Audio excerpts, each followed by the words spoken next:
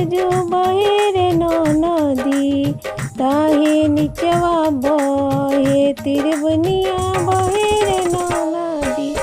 ताहे निचवा बहे तिरबनिया बहे रे नदी, गंगा बहे जमुना बहे सरजू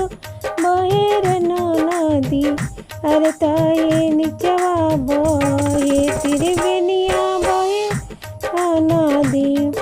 ओही रे तिरबनिया में गुरुजी नहले रे नदी, ओही रे नदिया में गुरुजी नहले रे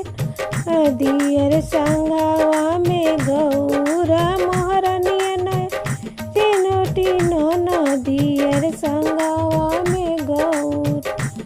मयरिया नहले रे छोटी नदी, अरे ताए निचवा हे तिरबनिया बहे रे नदी, अरे ताए बहे तिरबनिया बहे रे नदी। ओही रे नदिया में विष्णु जी नहले रे नदी, ओही रे नदिया में विष्णु जी नहले रे नदी,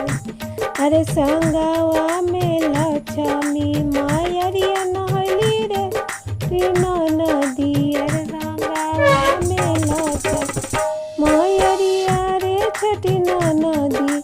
अरे ताए निचवा बहे तिरबनिया बहे रे नदी, अरे ताए निचवा बहे तिरबनिया रे नदी। ओही रे नदिया में ब्रह्म जी नहले रे नदी, ओही रे नदिया में ब्रह्म जी नहले नदी, अरे संगवा में सरस्वती मयरिया रे नदी, अरे संगा